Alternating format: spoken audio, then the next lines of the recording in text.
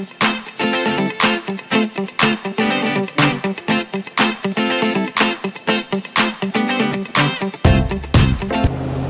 good morning, everybody. This is Dear Mama Sal on a very cloudy 11 degrees here in southern British Columbia, which would translate through to 52 in American.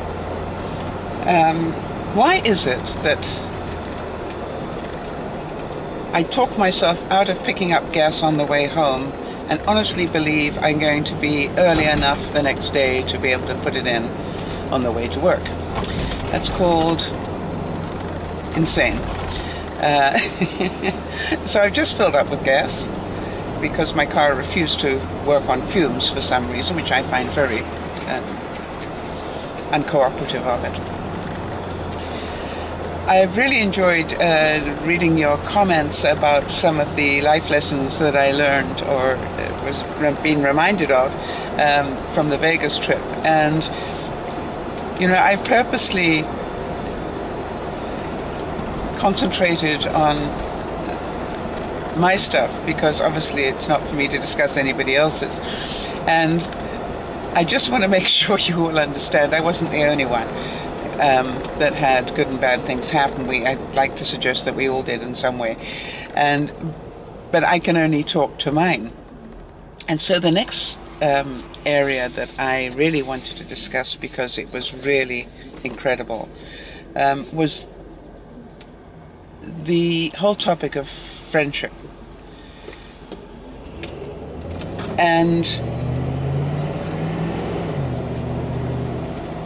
it's a really interesting issue when you know people over months and months and months, in some cases years, and then you actually get to meet them because you don't feel like they're new people in the same way. They're just people you know, but you don't know deeply. I think that would be the way to word it. You're meeting people you already know, but you know them to this level, and in order to live together for a week, you need to learn to get to know them at this level. Now, I think it would be fair to say, and as I said, I really can't talk on behalf of everybody, but I think it would be fair to say that we all found levels of friendship that we were quite surprised about. And I think that was a great gift. Some of you have written to me and said, you know, there's no way you could have done the trip. You know, there's no way you would have gone out of your comfort zone to that degree. And, you know, I totally understand that. But, you know, you also miss out on the delight of meeting and making new friends. And what is important, I think, really important, is that we had 4 people who came from 4 totally different backgrounds. 2 of us came from totally different countries, where, you know, what we get taught is totally different. I've always been aware that I have been given a set of tools that are very different from a lot of people. And I think one of the things that I had to learn was how to be more understanding of the differences. I'm not brilliant at it yet. I'm still working on it. I'm a work in process. Oh, in progress, as you know. But it was really interesting to have these 4 completely different people with 4 sets of completely different things going on in their lives, which is also important, who were at their best and at their worst, you know, during the course of that week. And yet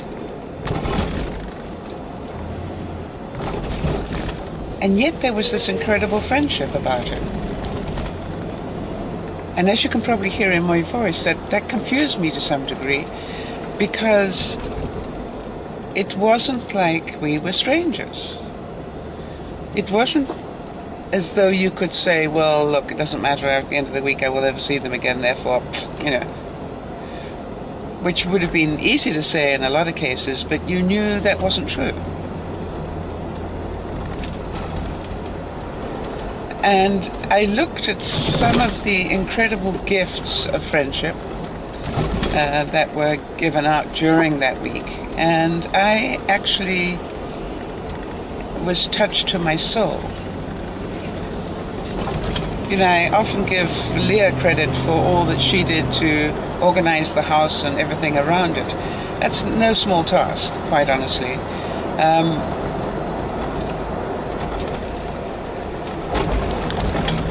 And it was a great house. It suited us perfectly, and it was a great choice. And you know, I had to laugh because there was one bit of video that you probably have seen already. I'm really so far behind I can't remember. Where she actually says, you know, people keep throwing money at me. I think I could come out of this with a profit. And it was a joke, of course. But what happened was that we all paid our share of the deposit. And then we all paid the balance. So the house was paid for. But, you know, while we were there, you know, we were all very aware that Leah and Wayne were driving us around. And so it was really important to compensate them, you know, for gas and mileage and stuff. And so we kept sort of handing over money. Or, you know, and Angela would go shopping. And so it was really a fun thing to watch what went on, because we all paid for different things along the way. And I'm pretty sure that a lot of you would agree there are different ways of doing that. And I have no idea how anybody else did it, but every day I tried to think, okay, you know, what do I need to do today in terms of making sure that I've covered my share? And it was really cute. So there were gifts of kindness and gifts of material things. And I look at, you know, the incredible contribution that Wayne put in terms of getting us the 2 shows that one evening. Really, up until the time we went to Erin's, it was the highlight of the time we spent there. And it was only overshadowed by the visit to Erin because that was so emotionally charged and so ridiculously funny. So you look at it and you go, friends are interesting, aren't they? And what I really was aware of is you didn't all have to agree to be friends. You know, you can agree to disagree, and that's okay.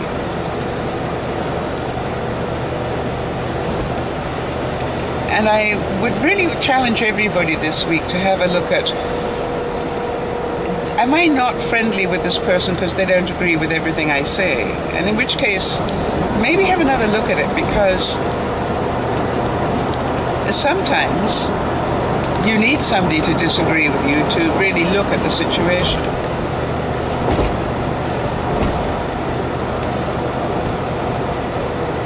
And also, it's about why do I not agree with them on something? And as I said, you know, you've got to put into reality here the fact that you've got different people coming from different upbringing and different cultures whose idea of what is normal is completely different. So that is a challenge.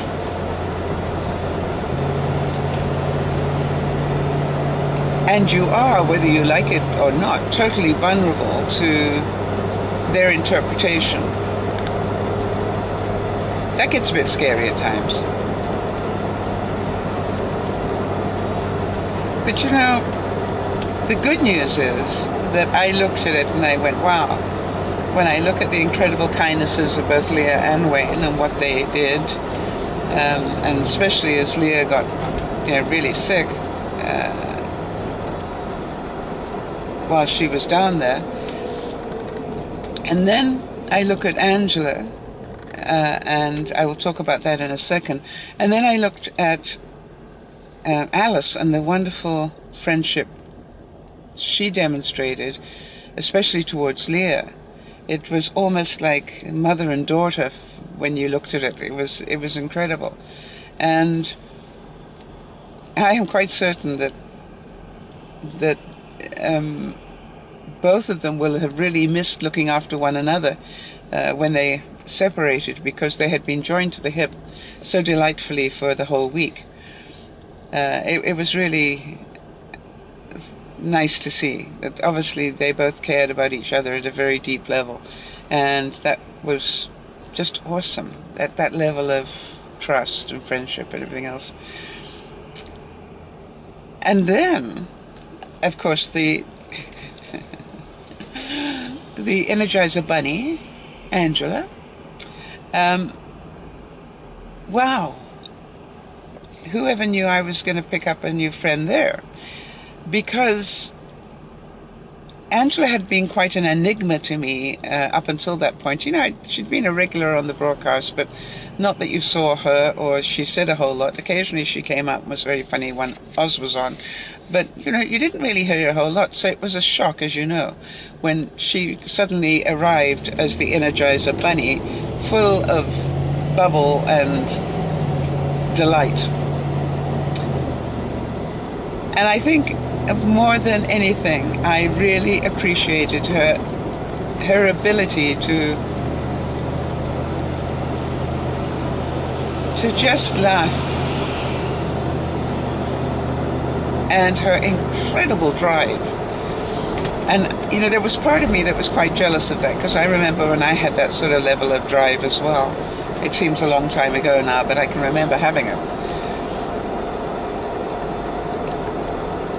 But, you know, it was almost like we all got up in the morning and waited for Angela to wake up, because Angela was definitely the last one to get up in the mornings, and sometimes in the afternoon.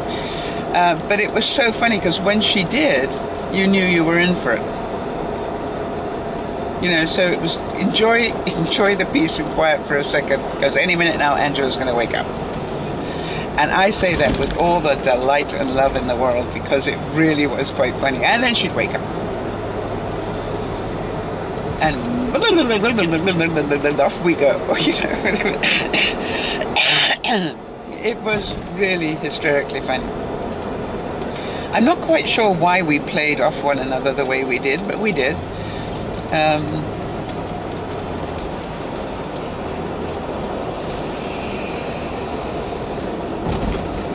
And it just was an incredible feeling. So I look at this whole thing and go, the gift of this week that we took was special on so many levels. Yeah, we all took a risk. Of course we did. Yes, we all had expectations, whether we liked it or not. Whether we, I guess, admit it or not, I'm certain some people would say, oh no, I didn't. But I think it's human nature that you have some level of expectations. And so you look at it and you go, wow.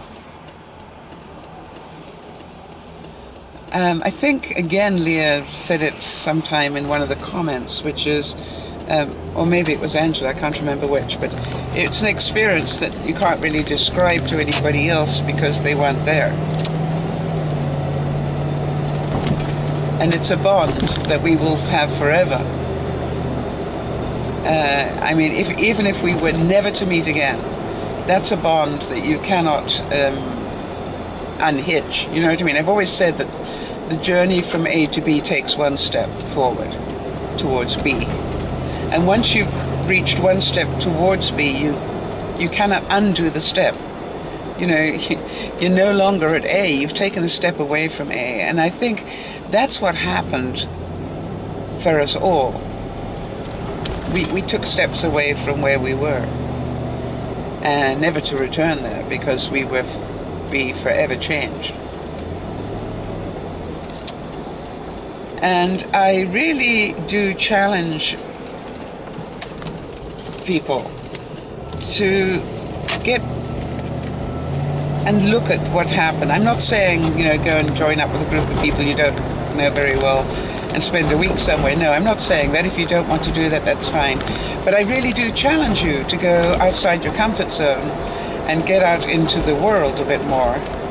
Because, there's no doubt about it. We are cocooning more and more. We stay within our little realm of friends. We stay within our little realm of safety. And we're doing it more and more. And unfortunately, it's affecting our judgment. It's affecting our view of the world. It's affecting everything in our society. If you think about it, look at children today, and maybe I'm wrong, but I see today parents are much less likely to let their children go and play all over the place. I mean, I can remember that as children, we left the house in the morning and we didn't get back until, it was the stomach started to rumble, then you'd come back for food, and only to go straight back out again. And sometimes, I'd be gone all morning, or I'd be off on my horse and exploring stuff and goodness knows what else. But, parents wouldn't do that today because, or very few anyway, because of the fear. So many restrictions now on how safe it is to be out on your own. And when I think about it, wow.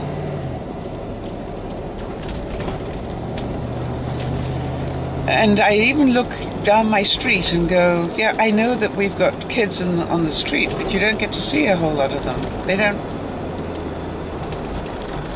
Children don't seem to get out of the house the same way they used to. Maybe they're playing video games or whatever. And it was really quite interesting because we do have a little cul-de-sac fairly close to where I live.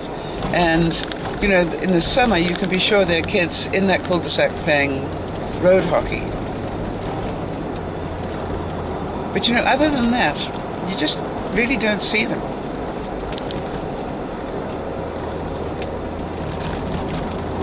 Interesting. So my question to everybody, because I like to ask you these questions because it's fascinating to me. When did you last bring a new friend into your life? A new one?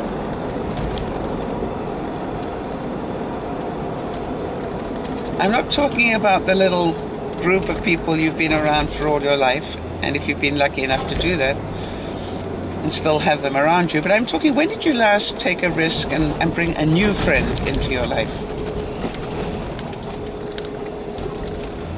And let's get some feedback on that. And why is that important? Well, I think for the same reason as why going away on vacation was important. Because it broadens your horizon.